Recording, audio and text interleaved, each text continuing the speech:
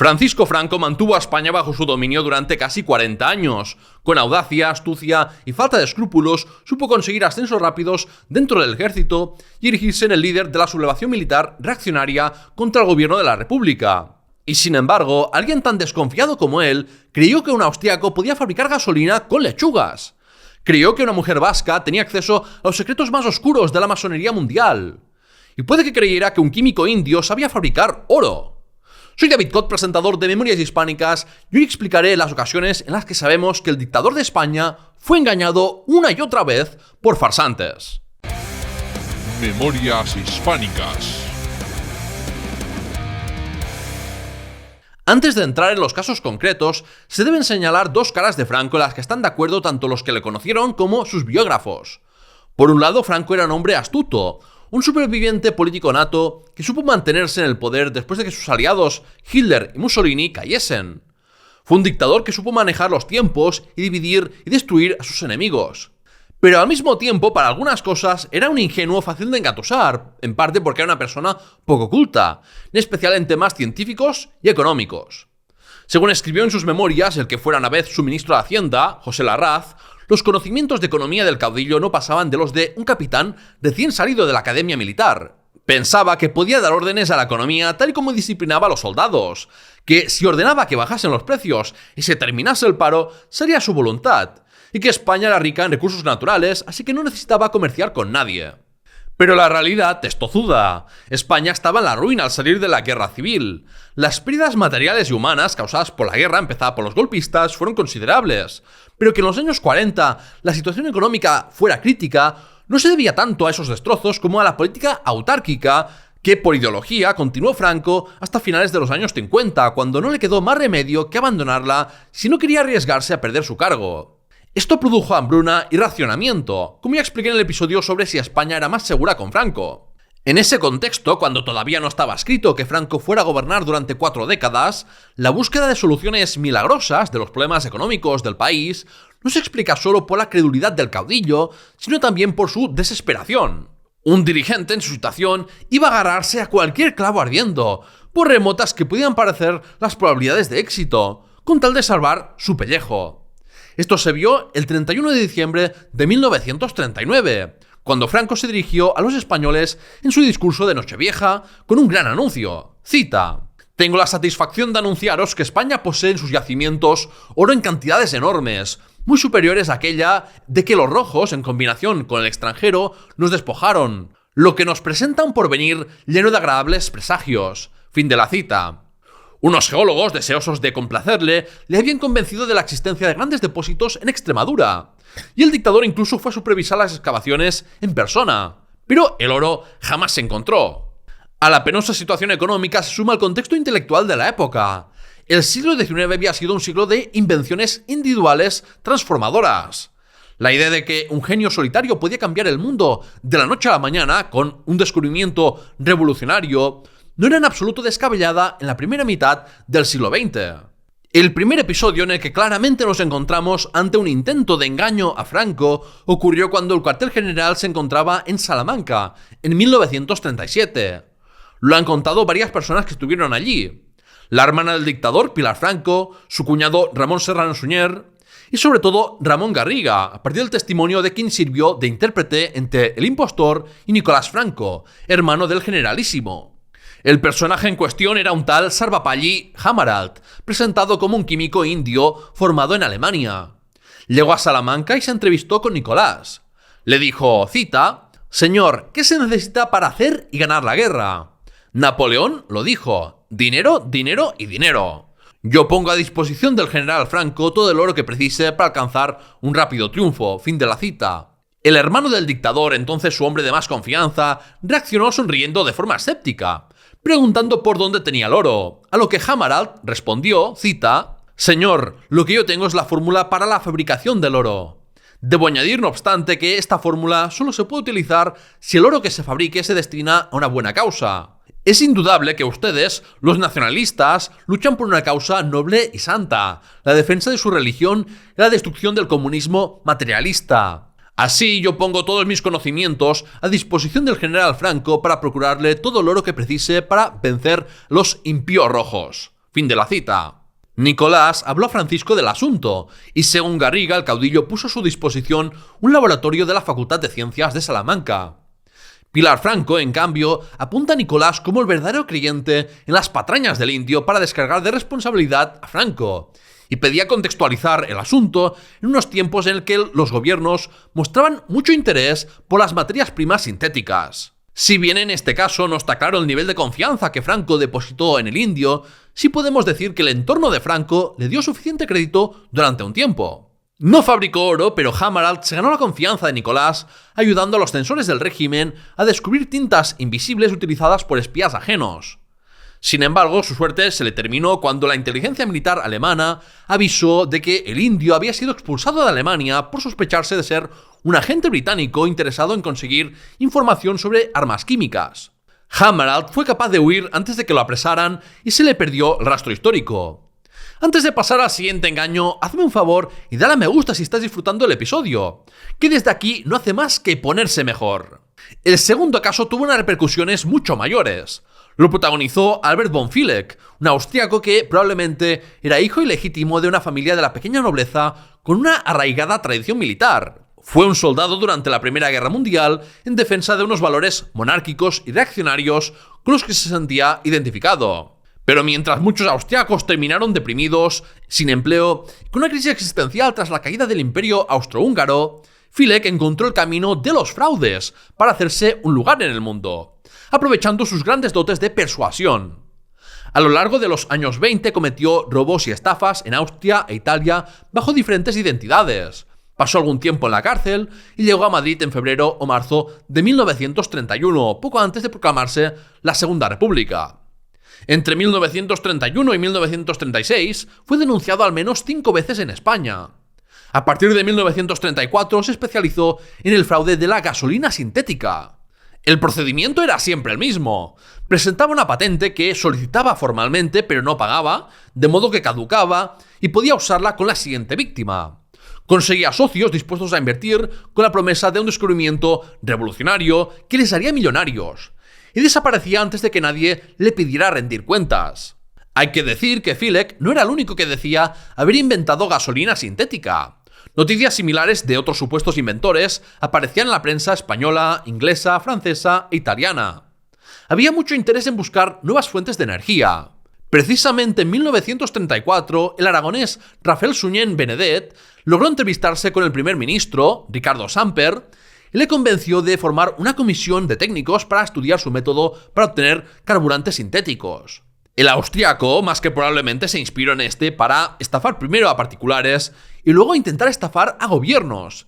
Primero entre los círculos de la CEDA y la trama golpista, y más tarde se atrevió a ofrecer sus supuestos inventos al gobierno de Largo Caballero, ya durante la Guerra Civil. Fue detenido y se pasó más de 2 años en diferentes cárceles del Madrid republicano, pero no por sus delitos comunes, sino bajo acusaciones de ser un espía.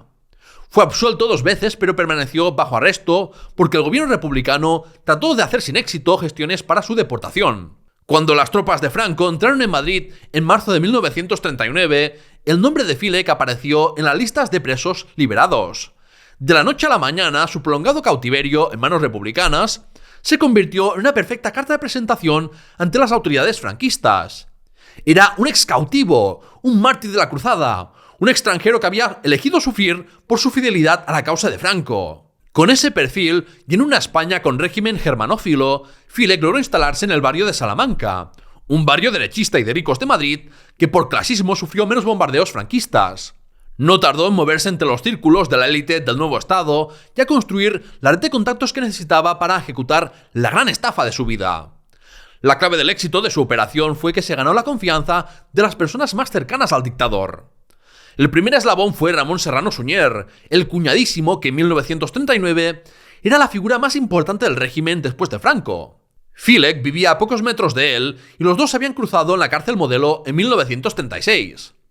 El segundo personaje decisivo fue Felipe Polo, cuñado por partida doble de Franco y de Serrano Suñer, además de ser secretario personal del dictador y alguien que le acompañaba en sus vacaciones en el Pazo de Meirás. Felipe Polo hizo pruebas con automóviles con filequina, como se llamaba el combustible del farsante, y solo hablaba maravillas. Y el tercer eslabón fue ni más ni menos que la esposa del caudillo, Carmen Polo, que tras varios viajes se creyó por completo la invención del austriaco. Fileg no tuvo que vender a Franco su engaño, ya lo hicieron por él el cuñado, el secretario personal y la mujer de Franco. Bajo estas condiciones, ¿cómo no ser engañado? Yo confieso que también hubiera picado. Y dicho y hecho, el 7 y 15 de diciembre de 1939, Franco firmó unos decretos que aparecieron en el BOE, en los que se declaraba a la empresa de Fileg industria de interés nacional, la primera en acogerse a los beneficios de esta categoría, y se declaraban urgentes las obras de construcción de la ambiciosa fábrica de carburantes nacional, tan nacional española que su inventor era un austríaco. La categoría de industria de interés nacional daba ventajas como una reducción de los impuestos de hasta el 50%, rebajas en derechos aduaneros y expropiaciones forzosas de terrenos para su instalación. Y la prisa estaba justificada por querer reducir la dependencia a las importaciones de crudo controladas por empresas estadounidenses y británicas. En enero de 1940 se expropiaron 200 hectáreas entre Coslada y Barajas para usar el agua del río Jarama. La prensa llegó a publicar planos del complejo previsto, que como colonia industrial iba a contar con viviendas para los trabajadores, escuela, iglesia y hasta un campo de fútbol. La prensa del régimen, como La Vanguardia, llegó a celebrarlo con el titular que proclamaba «Hacia la autarquía nacional en materia de carburantes». El ministro de Hacienda, que ya se olía el engaño, comentó que para sus adentros se murió de risa las diversas reuniones del gabinete, comentando con ironía que no sabrían qué hacer con tanto oro y tanta gasolina como la prometida en diversas estafas de las que fue víctima Franco. Pero nadie se reía en voz alta para no contrariar al caudillo. Eso era lo determinante. La fórmula mágica de Fileg para crear gasolina sintética consistía en un 75% de agua filtrada o destilada, un 20% de jugos y fermentos de plantas y un 5% de otros elementos secretos que se suponían decisivos. La prensa internacional se reía del asunto, pero Fileg alimentó el bulo de que las multinacionales petroleras iban a por él. Era el tipo de narrativa de conspiración internacional contra España a la que Franco estaba más que predispuesto a prestar oídos. Lo más sorprendente de todo esto es que la declaración de interés nacional del proyecto de Fileg en Consejo de Ministros y los artículos alabadores de la prensa se habían realizado sin pararse a hacer una sola prueba química de la supuesta gasolina sintética. El primer análisis científico de la gasolina de Fileg se realizó el 6 de marzo de 1940 en el Laboratorio de Combustibles del Ministerio del Aire. Los resultados fueron demoledores. El carburante no podía utilizarse en un motor. Y sin embargo, el informe se cierra con una última afirmación ambigua que deja la puerta entreabierta y contradice todo lo dicho anteriormente. Eso sí, el informe no llevaba firma, porque nadie quería comerse el marrón de decirle al caudillo que la gasolina en la que tanto había confiado era un fraude. Franco seguía convencido. Dijo una vez ante el ministro Larraz, cita, «Si tenemos en cuenta, decía el general, que el petróleo que se extrae de las capas geológicas procede, según las mejores teorías, de la descomposición de la materia orgánica, es visto que Fileg utiliza los residuos de verduras para descomponerlos y operar luego sobre el producto de la descomposición». Fin de la cita. ¡Qué gran científico era Paca la Culona! Y al embajador en Francia le dijo, cita, «Figúrese que tengo en la mano un invento genial para fabricar gasolina, empleando únicamente flores y matas del campo mezcladas con agua de río y el secreto producto que me ha proporcionado, por simpatía hacia mí, el genio inventor de esta maravilla». Fin de la cita. No solo era muy optimista, sino que como tenía el ego inflado de forma descomunal tras ganar la guerra, se creía que Fileg rechazó buenas ofertas por su invento y que se lo daba gratis a Franco solo por admiración. Según Juan Antonio Ansaldo, cuyo testimonio hay que tomar con pinzas por estar resentido con el caudillo, el dictador fanfarroneaba de fiarse más de su chofer que de todos los ingenieros y técnicos consultados, que se mostraron en contra del proyecto de forma unánime. Pero igual a Albert von Fileg la estafa se le había ido de las manos y había pecado de ambicioso. En verano de 1940 se hizo un segundo informe, esta vez firmado por expertos, que sentenciaron que la gasolina sintética de Fileg carecía de toda base científica. El fundador de Cepsa, Demetrio Carceller, habló con Franco y le abrió los ojos. Pocos meses después, Carceller fue recompensado con el puesto de ministro de Industria y Comercio, desde donde robó a manos llenas y hizo chanchullos con los nazis. Por sorprendente que pueda parecer, no se celebró un juicio contra el farsante ni se lo fusiló extrajudicialmente. En marzo de 1941 fue encarcelado como preso gubernativo, es decir, fue arrestado sin que se presentara una acusación. Esto se explica porque de haberse expuesto el asunto al público, Franco y las élites franquistas hubieran sido el hazmerreír de España y de todo el mundo. Convenía ocultar las vergüenzas del régimen. Siguió encarcelado hasta septiembre y fue liberado sin repatriación porque no sabían ni a qué país mandarle, por estar Europa en guerra. Volvió a cometer estafas por Madrid y permaneció recluso entre 1943 y 1946, la mayor parte del tiempo en el campo de concentración de Nanclares de la Oca, en Álava, en la que, como en otros centros penitenciarios, murieron muchos presos de hambre y enfermedades. Charles Fox Jr., director de la Associated Press de Madrid, pudo hablar con Filek y este seguía mostrándose orgulloso de su gran estafa. Esto sugiere que su estafa no respondió solo a una motivación económica, sino que quizás lo que pesó más fue su deseo de tomarle el pelo al hombre más poderoso de España. Y ciertamente así ha conseguido pasar a la historia. En 1946 fue expulsado de España junto a su mujer granadina.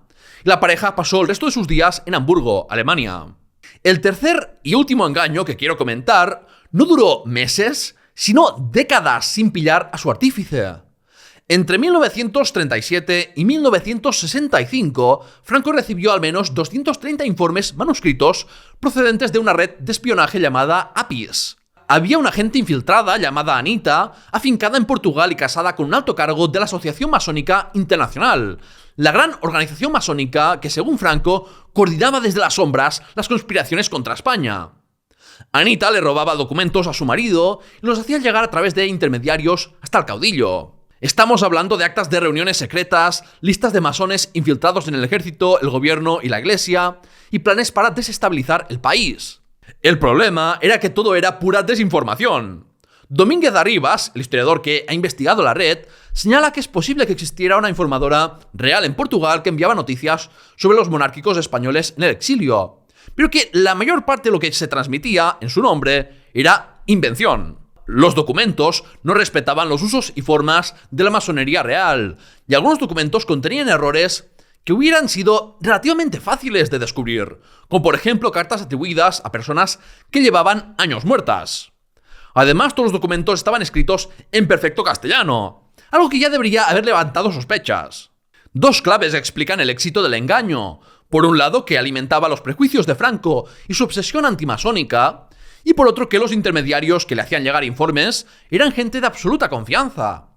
El primer documento conocido llegó a través del cardenal Gomá, el mismísimo primado de España, que a su vez lo había recibido del nuncio pontificio.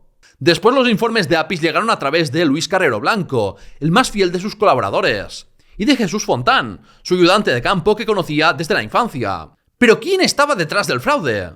No era un opositor al régimen franquista, alguien vinculado al Partido Comunista o a los círculos anarquistas, sino una mujer natural de Guernica y de familia carlista llamada María Dolores de Naverán. Era una maestra conservadora vinculada a las Teresinas, una agrupación religiosa de laicos, y para su engaño contó con colaboradores del ámbito educativo. Naverán supo moverse entre los dirigentes franquistas.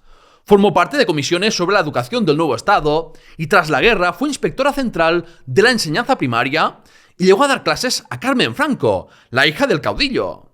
Naverán no buscaba dinero sino influencia sobre Franco para cargarse adversarios políticos dentro del conglomerado franquista. Solo tenía que hacer aparecer como masones a esos enemigos en los informes de APIS. Primero a diversos falangistas y militares, a los que los documentos presentaban como infiltrados o manipulados por las logias. Luego los monárquicos juanistas, los partidarios de Juan de Borbón para la restauración de la monarquía. Mientras que, casualmente, los carlistas estaban libres de toda sospecha. En todos los casos, el objetivo último era inclinar las decisiones del dictador en la dirección más favorable al integrismo católico y la facción tradicionalista. Cabe preguntarse si Naverán actuaba por iniciativa propia o, como parece mucho más razonable, bajo la dirección de alguien más poderoso con mucho más que ganar. Y en ese sentido, el candidato que me levanta más sospechas es Luis Carrero Blanco, que fue ganándose la confianza de Franco a principios de los años 40. Al fin y al cabo, era quien entregaba los informes al dictador. No ha podido demostrarse que fuera el cerebro detrás de la trama, pero de ser así, este asunto que podría parecer una curiosidad, describiría por completo la biografía de Carrero Blanco. De lejos, esta estafa fue de las tres la de mayores consecuencias políticas.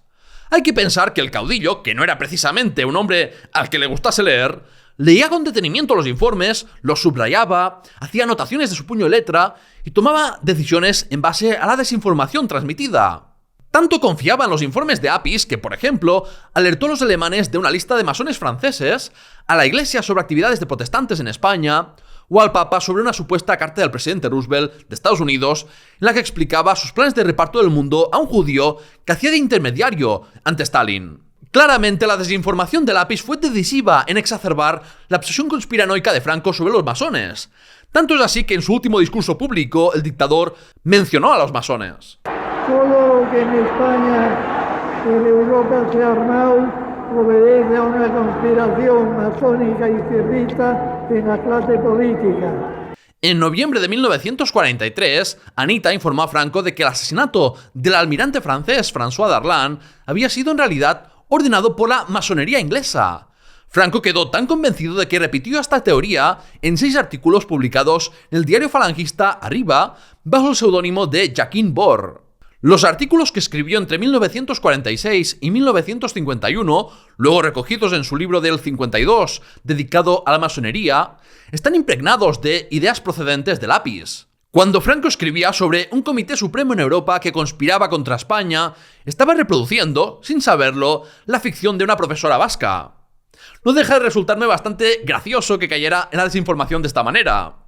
Pero sin duda, la consecuencia política más importante fue que alimentó las tensiones entre Franco y Juan de Borbón, y eso llevó a que el dictador lo descartase como candidato al trono. El más señalado en los informes de Appice como masón y enemigo de Franco fue Pedro Sainz Rodríguez, antiguo ministro de Educación del caudillo y monárquico convencido que fue uno de los hombres más relevantes en la preparación del golpe de Estado del 18 de julio. Franco se lo creyó. Entre 1944 y 1960 intentó convencer a Juan de que su principal consejero era un masón, pero no tuvo éxito. Esa falta de criterio de Juan era motivo de desconfianza, aunque en realidad era a Franco a quien habían engañado. En 1960, después de que el caudillo se entrevistase con el Borbón, Francisco Franco le dijo a su primo, cita, «Don Juan es listo y discurre bien en muchas cosas, pero está influido por ideas muy liberales y se deja mangonear por sus íntimos. Me quedé asustado», dice Franco, cuando me dijo don Juan que sus discursos se los preparaba el señor Sainz Rodríguez, que es un político de izquierdas y masón. Fin de la cita. Y en 1964, Juan de Borbón nombró miembro de su consejo a Gil Robles, y Francisco Franco comentó, cita, «Este es un motivo más para no fiarse de don Juan, pues si ahora hace traición al movimiento nacional, sin ser rey de España, ¿qué sucedería el día no probable en que lo fuese? Entonces se convertiría en uno de los mayores enemigos del movimiento y de todo cuanto hemos luchado en la cruzada para salvar a nuestra patria. No se puede contar con él para nada y su conducta política está cada vez peor orientada. En Lisboa lleva la batuta el señor Sainz Rodríguez, enemigo, según él dice, personal mío, cuyo entusiasmo por la masonería, como miembro destacado de ella, todo el mundo conoce». Fin de la cita. El desprestigio contra Sainz Rodríguez, motivado por razones políticas, también pudo verse influido por la animadversión que pudo desarrollar María Dolores de Naverán cuando Sainz Rodríguez era jefe suyo. Por lo tanto, la red Appice pudo ser empleada para un ajuste de cuentas personal. El último informe conservado de Appice está fechado de octubre de 1965, y Naverán murió en febrero del 67, sin que el fraude fuera descubierto jamás por Franco. Hemos visto 3 fraudes de los que fue víctima Franco con 3 motivaciones distintas. El indio Hamaral probablemente buscaba información de espionaje. Filek quería dinero y adrenalina. Y Naverán perseguía influencia política. Solo una de los 3 se salió completamente con la suya. Las 3 estafas comparten una misma fórmula para el éxito. Primero, engañar a través de intermediarios de la más absoluta confianza del caudillo, desde familiares hasta sus más estrechos colaboradores políticos y eclesiásticos. Y segundo, explotar a su favor la mentalidad de la víctima, sean sus deseos de oro y combustible para solucionar la ruina económica de España, o sean sus prejuicios, en ese caso la obsesión con el poder de la masonería internacional. Además, por su falta de conocimientos y su simpleza, para algunos asuntos Franco podía ser algo ingenuo. Pero quizás el factor más estructural es lo que podemos denominar síndrome del traje nuevo del emperador, tomando el nombre del conocido cuento danés del siglo XIX. En un régimen autoritario, nadie osa decirle al poderoso que está equivocado, y mucho menos que le han tomado el pelo. La adulación y el miedo construyen una cámara de eco perfecta para el impostor. Donde es más evidente es en el caso de Filek.